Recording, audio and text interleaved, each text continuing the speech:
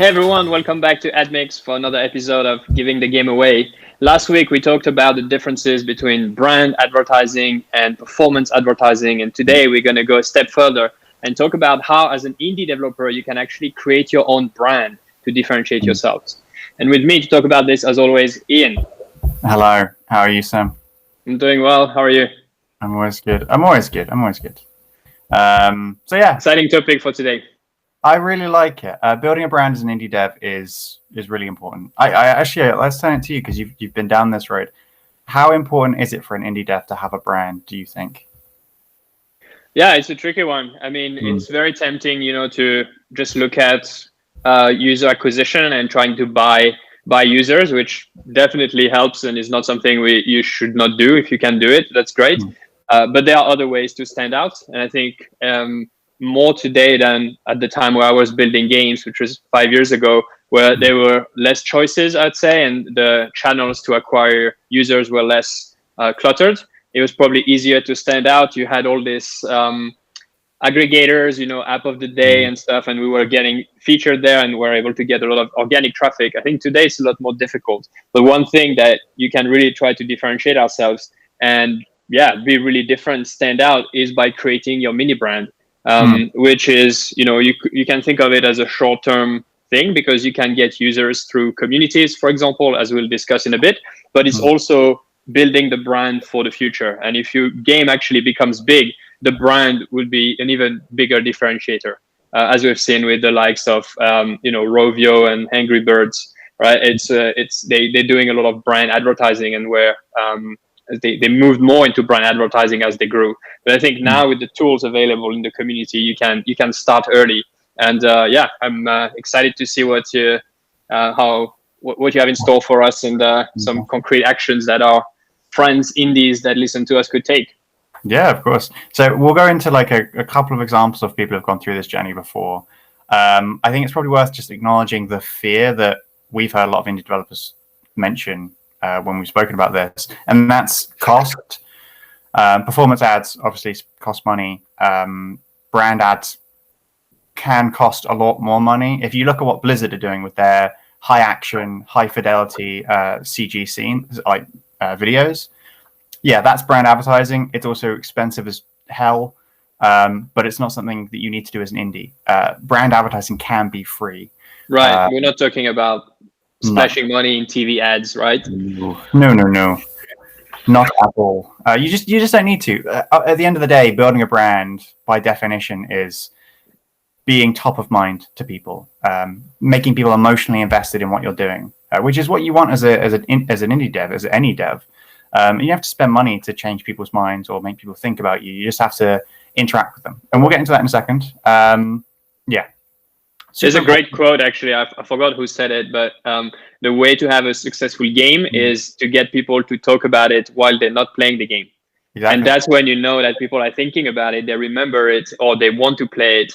And this is really hard to do just with performance ads. Like performance ad, as we talked about, it's a short-term drug. You get it, you download it, you play, and that's it. You don't build any brand love. And so that's what we want to talk about today.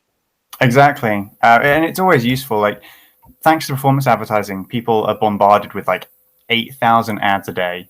And if your ad number 8,001, people aren't going to stand out. You're not going to stand out. People will think about you, and they might think about you while they're looking at that ad. But who's to say they're going to think about you in 10 minutes? And that's a huge issue for a lot of indie devs in terms of longevity. You might get a download now, but you haven't got a fan, and fans are always going to be more powerful. Brand loyalty is the thing that will really boost a game from a modest success to something that will keep you floating for years to come. And the publish and the brand as well, right? So when you promote your game, it's also about the studio, and maybe when you come up with the next game, you have fans that follow what you're doing there, and immediately will try to play your next game. That's the way you should think about it. It's not short term; it's a little bit more long term, but building more value. Yeah, exactly. Rovio and Playrix are great examples because they came from humble beginnings, and now it's the studio that they're advertising. They've got their logo huge on billboards and TV and TV ads. they're not just trying to acquire users for Angry Birds, for example. They're trying to make people care about the next game that comes out from them, which is really powerful. It means that you're not just relying on one IP or one idea. It's sort of similar to, going through the 90s, early 2000s, there are lots of like rock star developers, people who are basically celebrity game devs, like Hideo Kojima and stuff like that, who still are. And they were essentially brands. I think a modern example that I love is Edmund McMillan, who started on Newgrounds. And now he's gone on to make amazing games like Binding of Isaac and Super Meat Boy, but he is the brand. Like you follow him and you think about him and what he's doing. John Carmack as well, that now works at Oculus, but definitely they were being followed and people were just waiting to see what they were going to do next, and that was the brand. Yeah, it was amazing. I still follow Edmund McMillan today. Like I still want to hear what he's doing. And Twitter is it's a whole new way to connect with these people. We're not saying that you have to be like a celebrity or have to become a celebrity. You can still talk through a brand voice if you're uncomfortable with that. But having a personality in this world is really useful. It's absolutely crazy. Anyway, slightly sidetracked there with celebrity worship. So building a brand isn't about spending money. We've already covered that. It's also not about features necessarily. If you have a really cool mechanic, then put that forward. But if you look at a lot of brand advertising today, it's about feelings. Coca-Cola is all about a feeling of friendship and warmth and happy people at Christmas and all that stuff. John Lewis is a feeling. Even video game ads are all about feelings. Blizzard ads, with all of their action and excitement, they want you to feel like pumped and into the world and all of that. Same with the PS4 ads that used to come out. I haven't seen PS5 ads, weirdly, actually. Have you seen a PS5 ad, Sam? I'm not sure if they've released anything beyond the trailer that they did with Unreal, when the character is just jumping off the cliff. That was to kind of showcase the Unreal Engine 5 actually running on the PS5, I believe. So no, I haven't, but I know the one you mean for PS4. It's all about, you want to jump in and you want to play, right? That's basically what it is. But that works because they have, strong IP and big brands and big budgets. How do we tie that into a small indie developer who might just have a hyper casual game and doesn't really see how you could create a brand around it? Well, you want to distill your game into sort of a tone.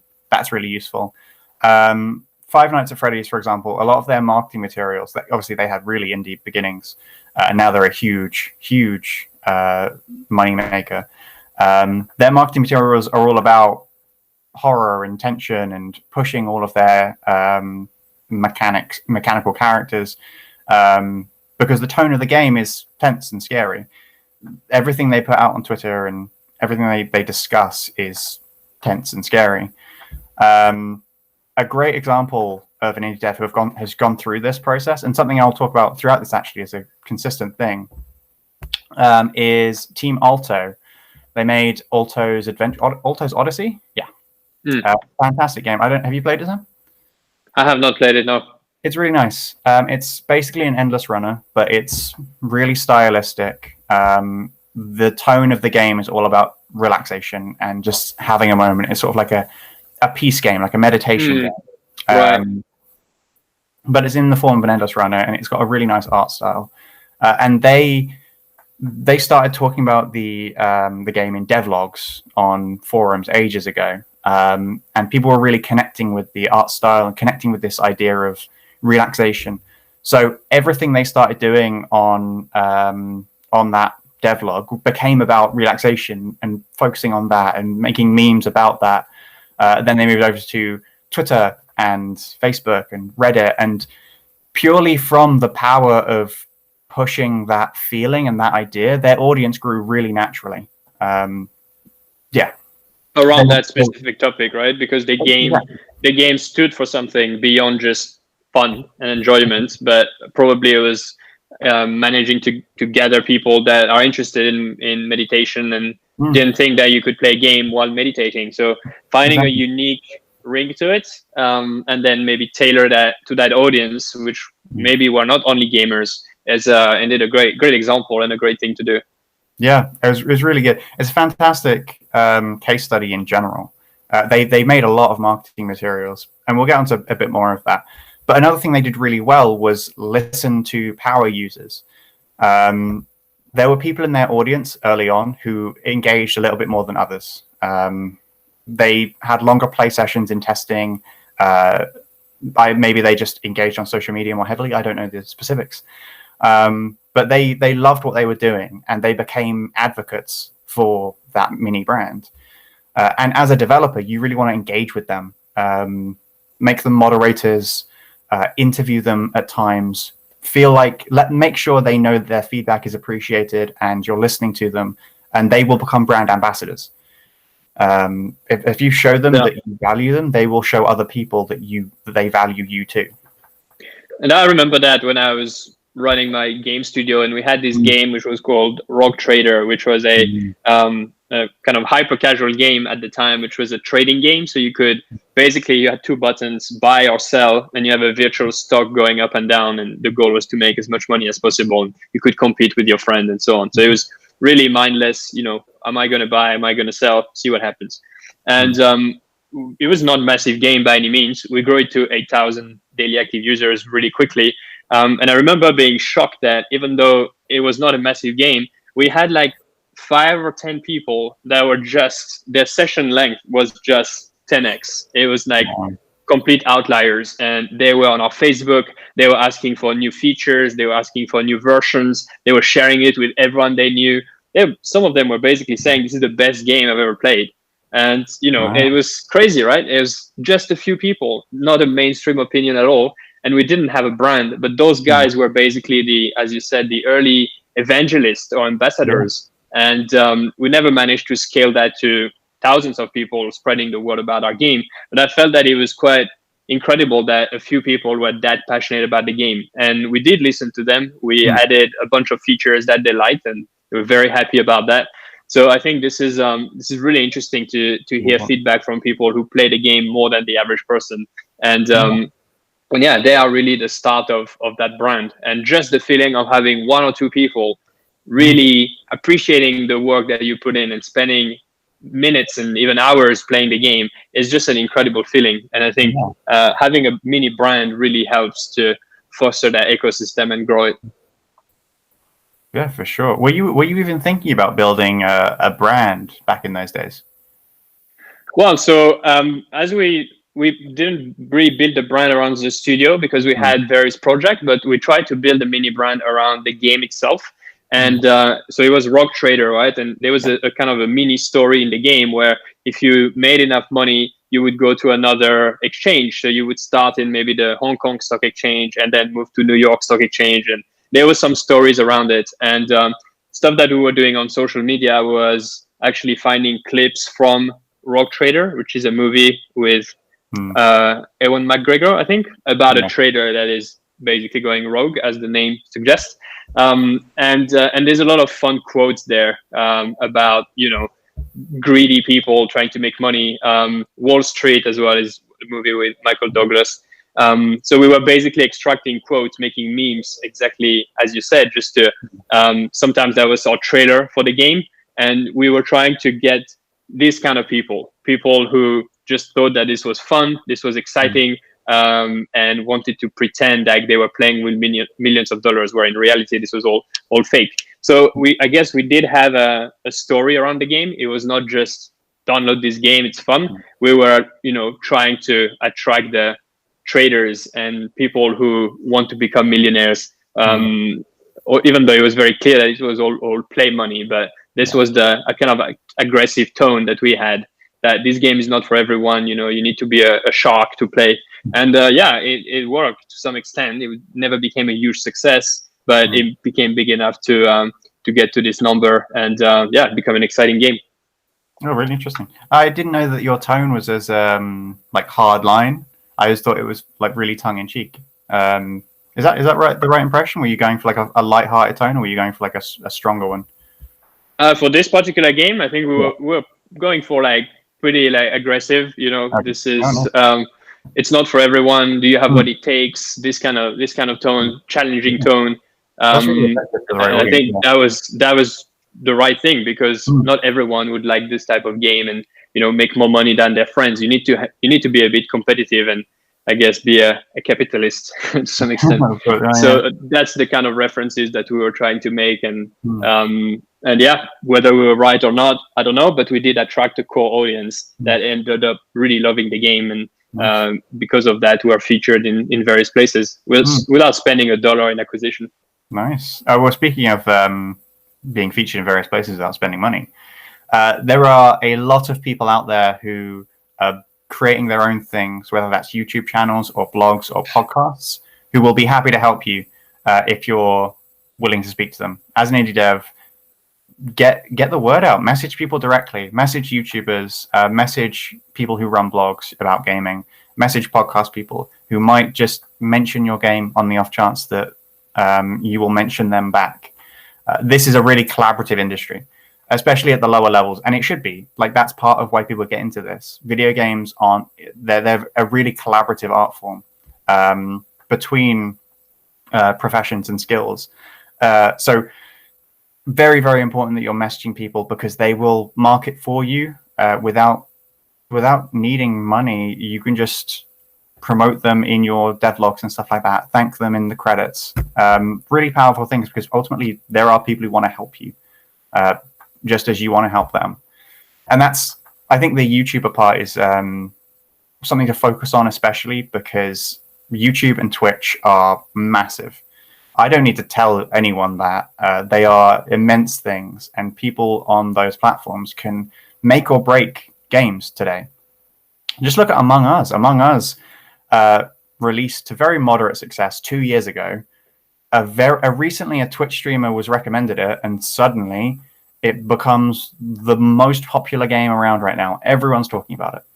I'm not saying you're going to get that sort of success, but if you can send early copies of your game to YouTubers and they play it and enjoy it, then that's great marketing. That's a huge audience that you can find new community members from. Yeah. Yeah. Some YouTubers will. Yeah. This is really all about the trust, right? It's a YouTuber or a streamer that you trust, that is you see as an expert recommending the game. It's a lot stronger than just seeing an ad for a game. So this definitely falls into creating and spreading your brand around. Now, I guess I just want to be clear that we're not saying that this replaces user acquisition. User acquisition is by far the most scalable way to acquire users. But this is something that you can do in addition, or maybe to get started if you do not have a huge user acquisition budget. It's something that, and we'll talk about other tools, right? Discord, obviously, create a community there is key. And instead of focusing on quantity of users and fans and followers, it's really more about the quality and the depth of these conversations. Having 5 hardcore fans that will play every game that you do is a lot more valuable than having 100 people that just check it once in a while. Because at the end of the day, it's their attention and their passion for your game and for you as an artist that really matters. So let's talk about a few of these tools maybe, so that we can give some concrete advice to indie developers. Yeah, tools. So devlogs are a great way of really bringing people into your world. It's a great way of, because not everyone's going to read a devlog, but the people who do are the people that care a lot more. We mentioned it briefly before, but documenting what you're doing in blog posts or videos, it's a really nice way to give a whole new level of immersion to your game and really push it to the tone that you're trying to promote. It's sort of like a look behind the scenes, and there are so many people who love behind the scenes content. Plus, it gives it's so much easier to give people an emotional attachment to something that they can see the passion that went into it. And again, this is something that Alto's Odyssey, Team Alto, are doing really well. They've released other games, but they're very public, talking about what they're doing and what they're working on, and you feel emotionally invested because they're people, they're developers. They're not and the brand feels like a person. It's not just some faceless entity. I think there's an article from Paul Graham, who is a computer wizard. He said to do things that don't scale, which I found really interesting, especially for like on the indie side of things. He's basically saying do the things that the big guys can't, and that's speaking to people. One-to-one interaction, definitely talking to each customer, see what. All of this stuff cannot be done by the big guys, as you said. They need scale. They need huge return on investment. Whereas you have the ability and the time to really figure out what works, what doesn't, and do the more one-to-one approach, which can eventually lead to success. Exactly. Slightly tangential, because I just like it. The Alto's Odyssey people, they did a GDC talk recently about merchandising and how their mini brand reached a point where they could do that. And I found that really fascinating because it did cost them money, which they then made back with a very small profit. But the biggest part of that was the brand side of it. They were releasing plushies of little llamas that appear in the game, socks, and it was all presented in the brand tone of voice. And it was essentially made for the people who are the brand advocates. They're the people who love the game. They made them in a limited range. And that in itself is, while not free, another tool to get people emotionally invested and to get free marketing. People post pictures of merchandise that they've gotten related to games. Yeah, and it's a proof that you have a brand, right? Because no one would buy this if they don't have some kind of attachment with the brand. So that's a great example and a proof, and something that you cannot sell by purely focusing on user acquisition. No, not at all. And their whole talk was, the thing that stuck with me was that the guy in charge of getting all of this merchandise done, he had no idea what he was doing at any stage. And I think that's really comforting in a way, because it worked. They got the merchandise made and it was of good quality, and it was a lot of work to do, but it happened. And he was so thankful to not only guides on the internet on how to do this stuff, but other people who are giving him advice. And it's those one-to-one connections with other devs and other creators that are really going to get you through as an indie brand. If you're not sure what to do next, talk to people. And Reddit is a good place for that, right? There's a lot of communities there, and Discord, joining your favorite Discord server and starting to make connections there, and eventually creating yours. Again, you do not need thousands and thousands of followers. It's better to foster people who are really passionate about what you're building, and that can help you in different topics. For example, Somnium Space, which is a VR company that we're working quite closely with, they have a really active Discord channel. I don't know exactly how many people there is. I would say it's maybe 1,000, and they're probably around 50, 60 people who are extremely active. Like when I'm saying extremely active, it looks like they live on the platform. And they meet every day in Somnium Space, which is a social VR experience. But now a lot of them are moderators. Some of them are starting some mini digital businesses inside the platform. They come up with movies, and they create marketing material. They come up with feature lists. So it's like the Somnium team has increased by 60 people, which are obviously working for free.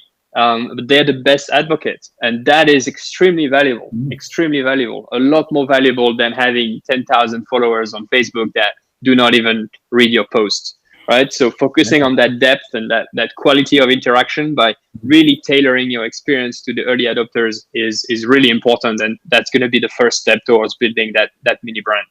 For sure. Yeah, it's also worth mentioning, as you sort of alluded to it, that it makes sense to go where your fans are as well. Somnium Space, they had big brand advocates on Discord, so they're sort of tailoring some of their work towards Discord. They're talking to them on Discord. They're not trying to connect with them on Facebook just because that's where the other marketing materials are. Yeah.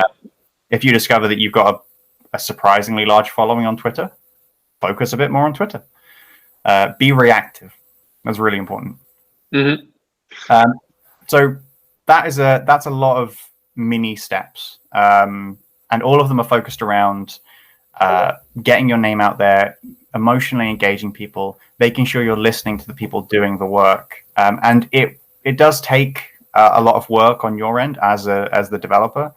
You sort of have to become a little bit of a marketer, making materials, making devlogs, making images or memes to support your game and get the tone out there. That's not easy. It's never going to be easy. If you can collaborate with someone who is really good at that stuff, fantastic. A lot of indie devs have to just do it and learn as they go, and there's nothing wrong with that. Honestly, the best advice anyone can give, if you're worried about how much work that will be and if you can even do it, is to find joy in it, really. Or growth of a brand like that is slow and it is hard, but finding people who really care about your work as much as you do, that is such an incredible motivational and creative boost. Just as you were saying earlier, Sam, finding those power users makes you feel so good. I think that's success as an indie dev beyond making money. It's like emotional. There's some exactly. There's some really deep satisfaction to see even one person really enjoying the game and playing it longer than you ever have yourself. This is not something that advertising would give you. I mean, you can get volume and you get revenue, and that's great. And we should still do that. So just making sure that we're not saying that we just need to be building brand and nothing else. But the brand element is something that I think is getting more and more forgotten. As we discussed before, the internet has, because of its architecture, effectively is making it harder and harder to really build a brand. It's easier and easier to sell products and to put things in front of people, but to build long-lasting relationship with a brand, there's just so much clutter, so many options, that is just harder and harder to stand out on this platform. And so I think more and more having a brand that stands for something, and you have this very timely topics at the moment. If you have a game that is about saving the planet, for example, right? Like you can tie this to really important topics that people are passionate about, not just to spend time and waste a few minutes, but really because they're passionate about the cause. You create a game related to that, for example, then that's it. That's your angle. That's your brand. That's your community. So sometimes thinking of outside of the box instead of just, pumping out games, but really trying to anchor it into a topic that you care about and that people care about because it's important is also a really great way to be a bit different and to stand out. Yeah, it really is. Plus, if we were to put our very hardline marketer hats on, a community is a really powerful defensibility as a business. Beyond just being an artist, being a developer, having a community behind you is really strong because it means that people are invested in you, not just whatever the hit game is right now. Angry Birds is an example I use a lot because Angry Birds came after a game called Crush the Castle, which was a web game made by Arma Games. But Angry Birds is the huge success today because they had a more powerful brand and they built that brand more aggressively. As a business, it's a really great move. But emotionally, it's one of the greatest things you can do because it's really rewarding. And it's one of the most reliable ways to long-term success. Whereas short-term success is very much, it's great, but you should be trying to think about where the next game is going to get its audience to. Yeah, I like that you mentioned the competition. Definitely, a community is something that cannot be copied. You can copy a game, you can copy code, you can pretty much copy marketing strategies, and you can throw more money than someone else to get more downloads. But copying a community is not really possible. It's not. You can't just steal those users. So that's a great point. And again, it's very close to what we were saying. It's a great way to stand out, a great way to really be different and take your game to the next level. Exactly. And I can't put it better myself. So I think that is all we have to say about that. Awesome. I guess if we have indie developers watching this, it would be great to hear about, what are your biggest challenge? Have you tried to build a mini brand? Where do you find it beneficial? Is it difficult? Do you find it worth the effort? And then we can answer your questions below. Sure. Plus, it's worth saying that we're aware of this on our end. Indie devs needing a platform, so we make an effort to review indie games where we can. So send us your indie games, and we'll hopefully game day make a video of it. Yeah, absolutely. This is a big focus for us at Admix. Definitely monetization is what we focus on, but distribution and getting the games to be seen is equally even more important. Without that, there is no motivation. So anything that we can do to help, please send us links to your games and we will review them and try to give you a bit more exposure. Absolutely. Well, great. Thanks, Ian. Thanks everyone for listening, and I'll see you all next week for the next episode.